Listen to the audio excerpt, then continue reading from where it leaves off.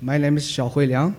I'm currently a postdoc at Dartmouth College, working with Professor David Kotz. And today I'm going to talk about an ongoing research, which is securely connecting wearable health devices to external displays. So as we all know that wearable devices, including smart jewelry, glass, chestband, wristband devices, ankle band, and shoe tags, are increasingly popular for helping users monitor their health, monitor their physical activities and various kinds of physiological signals. It is estimated that in 2015, there will be 57 million wearable devices that will be shipped all over the world. So recently, I noticed there is a news saying how to design wearable devices. And one of the, I think one of the most important principles is that to keep the wearable small, light, and invisible to avoid the device fatigue. As we all know that we are overwhelmed with many devices from smartphones, tablets, laptops, and smart TVs. So in order for this wearable device to be widely accepted by users, we need to keep it invisible. The wearable device has to provide the most valuable information at the rightest moment. So in this talk, I will focus on these bracelets, which are a popular form factor of wearable devices. As you can see, this bracelet can be worn on the human wrist, like this one, and it can monitor users' physical activities, and it also could have some heart rate sensors and that monitor users' heart rate or respiration information. So we are interested in one problem, that is how users interact with bracelet. So the most straightforward way is for user to interact with the bracelet directly. But those bracelets are small. They only have a very small screen, have very limited buttons, and may have some LEDs. So for me, for most users, they have very frustrated experience to interact with the bracelet directly. Imagine that older adults or patients who have any knowledge about those bracelets, then it's hard for them to interact with the bracelet. So our alternative solution is that, which is the most popular solution, is that almost all of us have another personal devices like smartphones, tablets, or laptops. So we could make a secure connection between those bracelets and other personal devices. And we could interact with the bracelet indirectly by using a richer user interface on those personal devices. But one limitation is that wearable devices designed to be worn on the human body all the time. But those personal devices, it's bigger. Users may sometimes, at some moment, it's not as much available as the bracelet. So let's consider, is there any other possibility, other opportunities that we could explore for users to interact with their bracelet? So we consider user wear a bracelet, no any other personal devices at all. So if users jump into a rental car, users may want to connect their bracelet to a car dashboard such that they can see the heart rate, they can see their heart rate and information on the car dashboard, and the car could use some alert system to alert users to be wakened and to avoid car accident. Sorry. And when users go to the hospital, the users could also may want to connect the bracelet with the doctor's devices, like some display, some tablets of doctors, in order so users could share their physical activity reports with doctors. And in the gym, so if users running on a treadmill, they may also want to connect their bracelet with the treadmill monitor. And in this case, the users could receive real-time feedback from those treadmill monitor about their running activities. And like us, today we travel from other places, and we When we go to the hotel room, we found there is a smart TV. So why not we just use the smart TV to interact with our bracelet? So basically, our idea here is that we already have a lot of wearable. If we have our wearables devices on our human body, and there's a way that we can explore the external displays in the ambient environment to interact the bracelet. So let's take a close look at a very specific example here. A user wants to connect her bracelet to the display of the treadmill. We make several assumptions to narrow down our research problems. The first assumption is that the bracelet belongs to the user, but display could be a device that is strange to the user's never met before. And the second assumption is that the bracelet and the display device have never been paired before, because user never met that display before, so both devices do not share a secret. They don't know the information of each other. The third assumption is, okay, we consider the users in this case trust both devices. And you could say in some cases user does not trust the device, but that's out of scope in this research topic. Okay. So the fourth assumption is that the bracelet and the display have a common RF communication channel. So believe that in the future it's likely that all the displays and bracelet could share a RF communication channel, for example the Bluetooth, low energy, or the Wi-Fi techniques. And the last assumption we made is the bracelet, we consider the bracelet and display have very limited input interface. Like the bracelet, of course, is small. It has limited interface. But for display, because display, the main purpose is for showing some information on the screen, so we also consider the users may not, the display have a very limited user input interface, and the user may have a very limited knowledge about the display, because display is just encountered in an opportunistic manner. So we consider this secure connection problem. So there are 3 users and 3 treadmills in a gym. So for each user, they just want to connect their own bracelet with the right displays. There are 2 aspects of this problem. The first one is, how could we make sure that the bracelet knows which display to connect? So if this user's bracelet connects to a wrong display, then it's kind of a privacy violation, because users' physical activity information will be shown on others' display. The other aspect of this problem is the display needs to know which bracelet to connect, because if other users' bracelet connects to the display, the users may receive wrong information at the display, and it's not good. It's bad for the finished benefits for this user, because users may take a wrong reaction based on the information shown on the monitor, treadmill monitor. So here we consider the security connection problem, which is, and we want to make sure the right bracelet connects to the right display. And because the bracelet and the display are very specialized devices, so we also propose 3 metrics to evaluate any secure connection method. The first one is compatibility. So if we want to design a good connection method for solving this problem, we have to make sure this method must be compatible with the current bracelet or display designs. Second one is usability. As we already mentioned, we already have this device fatigue problem.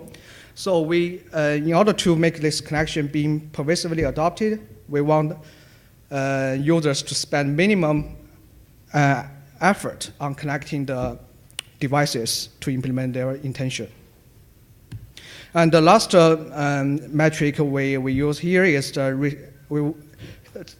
although we already assume the user trusts the 2 devices, but the whole connection could happen in an insecure environment. That means the nearby device could be some malicious device to launch impersonation attacks or eavesdropping attacks. So we want our secure connection method to resist all those attacks. So now let's take a look at, so secure connection has been extensively studied, but This is the first time I've been studying this specific scenario, so let's see if the existing solutions whether those existing solutions can fit this scenario. The first kind of research solution, the solution is called a proximity-based approach. So here, the simplest implementation could be the use of near-field communication. That's NFC, right? Because if users just put two devices in your NFC communication range, two devices will automatically communicate with each other. And some advanced techniques are also being proposed recently, which means the two devices in proximity can extract the same secret key from ambient audio signals or from ambient radio signals. However, so we found this solution perfectly works in this scenario. That means a single bracelet, a single display scenario. But what if we consider a multiple device display and multiple bracelet? It may not work because the proximity, multiple devices in the proximity. So basically here, this solution does not distinguish the target device from the other devices if all the devices in proximity, close proximity. So we think the usability of this method is good because users only put two devices in proximity, close to each other. The compatibility is not good because the NFC obviously is an additional communication technology. For bracelet currently supports Bluetooth Low Energy. And ambient audio signals, if we want to use that technique, we need both devices have this sound recorder or sound detector. And if we want to use ambient radio signals, those devices need to have additional antennas. And for security, it's also not good because this solution cannot resist attacks, not just by nearby devices, of course. Other devices could impersonate the target device. So let's take a look at another another area of the research, that's visual net communication. So it's much better in terms of well expressing the user intention because so here is the idea. We could ask one devices. One devices could have a barcode, and the other devices could have this camera. So the camera can capture the barcode information, and that means in this case the information will be securely and intentionally transmitted from one device to the other device. Of course, we can also there are some other approaches to use this LED blinking patterns. The idea is very similar. The usability of this approach is good because users just need to do a pointing gesture, pointing effort, and an advantage of this approach is data transmission is very efficient. But as you may notice that the camera either need to be equipped on the display or either equipped on the bracelet, which is not practical because we consider the camera is very power consuming and not all the displays have cameras. And in terms of security, we think this is not that secure because this is an optical channel. Optical channel always is subjected to eavesdropping attacks. So the previous two solutions is not compatible with the bracelet design. So what are the solutions that are compatible with bracelet design? So this is perfect for bracelet because this approach is built based on the accelerometer. So all the bracelets, as we reviewed, around 10 kinds of bracelets, they all have accelerometer sensors. So there are some works proposed in this way and propose such a solution. So if the display is connected with the accelerometer, we could easily shake the accelerometer with the bracelet together. This is a shake well before use. And based on this acceleration, shaking gesture, based on the acceleration information data, the accelerometer and the bracelet could extract the same secret from the acceleration data. And there's another research work also focus on this user behavior correlation. So think about a treadmill. If the treadmill monitor is connected with some sensors that is put under the running belt, so the monitor, the treadmill actually knows the gait speed and the gait speed of the user, and the bracelet also monitors users' wrist motion. So both devices could derive the same, it's possible for both devices to derive the same secret from those two kinds of user behavior information. So the usability of this kind of research now is good because user just doing minimum effort because user just shaking the device or just doesn't need to do any effort, just running on the treadmill. That's good. And the compatibility on the bracelet side is good. But not all the displays have this sensor component to detect the user behavior. So actually this solution we consider is not that compatible with the display. And the security, the security is not good because it's not that efficient because the authentication here, both devices need to extract the secret key from the user behavior, which involves a lot of computation, and there are some false positive. So the above mentioned three approach does not satisfy the capability. So this solution perfectly solves the compatibility issue. So basically, the idea is very simple. So if we just shows a pattern trajectory on the screen, and the user just need to move the bracelet in a certain trajectory that correlated to the trajectory showing on the screen. So both devices could have this similar pattern of movement. And the compatibility is perfect because we just use the screen as a display and accelerometer at the bracelet. And usability is not good because users need to actively involved in this process. They need to wave their hand, and it's very error prone. And for security, now it's very dangerous because the information cannot only be observed, eavesdropped from the screen, but also from the user's gesture. So now here's our proposal solution. We are thinking about using some, also we want to achieve the compatibility and the usability at the first hand. So we consider screen and actually ambient light sensor, which is compatible with the bracelet design. And we want to build a one-way communication channel between the screen and ambient light sensor. And the compatibility is good because we use screen and ambient light sensor. And usability, we just need to make sure the users point their ambient light sensor towards the screen.